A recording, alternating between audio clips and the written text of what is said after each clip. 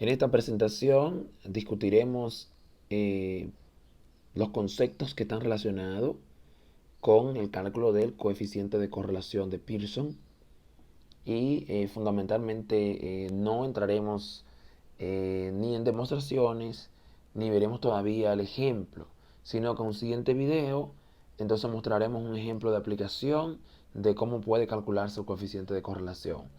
Importante decir que la correlación es una manera de medir la fuerza, si existe, entre dos variables que sean cuantitativas.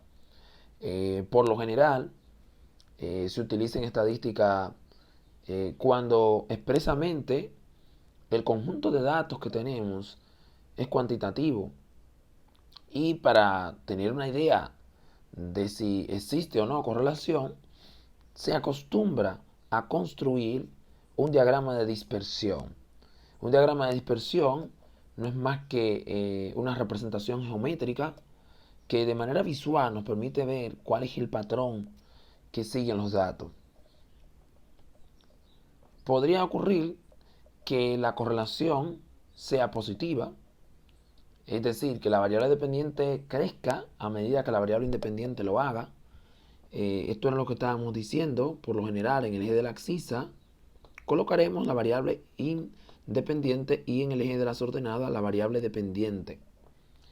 Por ejemplo, si queremos investigar qué relación existe entre la cantidad de horas que una persona o un grupo de individuos de una clase dedican a preparar un examen de matemática y su relación con la calificación obtenida, nuestra variable independiente va a ser el número de horas de estudio. Bueno, eso iría en el eje de la abscisa.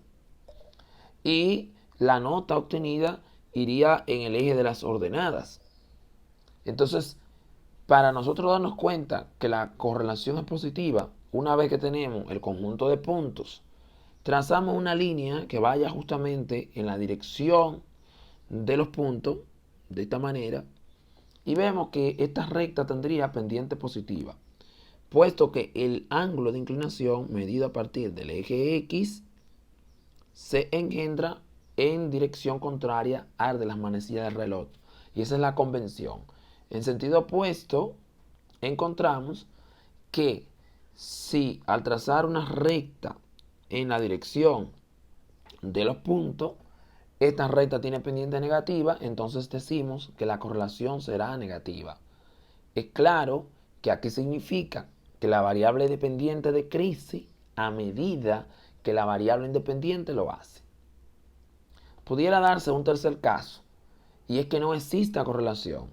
Es decir, que la relación entre los datos sea cero. Esto quiere decir que los datos están muy dispersos. En sentido más específico, la correlación puede describirse como fuerte, moderada o débil. Y para esto es que aparece la necesidad de calcular el coeficiente de correlación. Luego hablaremos de que si el coeficiente de correlación nos da un valor entre 0.75 y 1, entonces esta correlación es fuerte y esto abre paso a calcular la recta de mejor ajuste o la recta estadística de los datos que nos permite predecir el valor de una variable dependiente a partir de la variable independiente considerada. Vamos a pasar a ver los diferentes valores que puede tomar R antes de hablar de la recta de regresión propiamente dicho. R puede tomar valores entre menos 1 y 1 inclusive. R igual a menos 1 o a 1 cuando la correlación es negativa y positiva, perfecta respectivamente. Y R igual a 0 cuando no hay correlación. Entonces, correlación es perfecta si todos los puntos están sobre una recta. Pero para modelar fenómenos del mundo real, esto suele pasar muy pocas veces. Que todos los puntos de dos conjuntos de datos caigan sobre una recta es una situación ideal. Y aquí, no, pues aquí está entonces la clasificación. Si R está entre 0 y 0.75, diremos que la correlación es muy débil. Si está entre 0.25 Perdón, si está entre 0 y 0.25, la correlación es muy débil. Si está entre 0.25 y 0.5, la correlación es débil. Si está entre 0.5 y 0.75, es moderada. Y si está entre 0.75 y 1, es fuerte.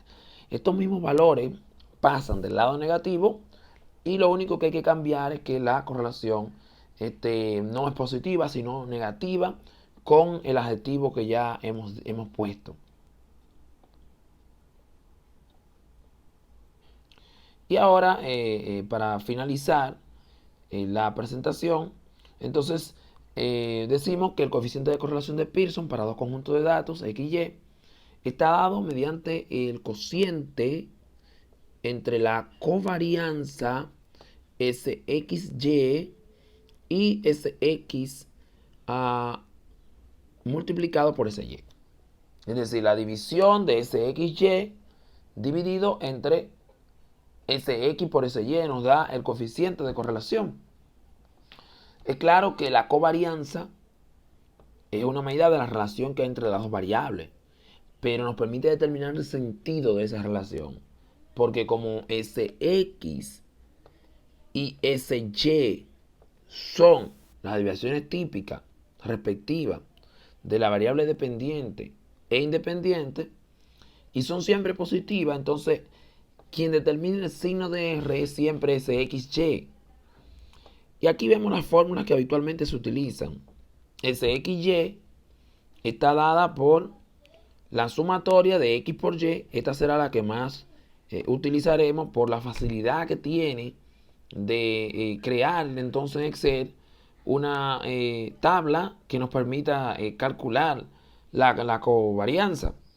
En este caso, se suma el producto de X por Y, se divide entre N, y luego se suman los valores de X entre N y se multiplican por los valores de Y entre N.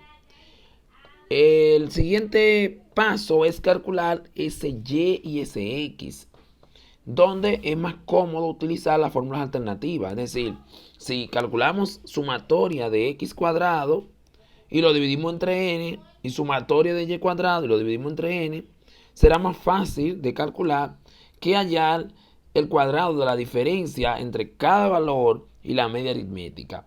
En el siguiente video presentaremos un ejemplo de aplicación.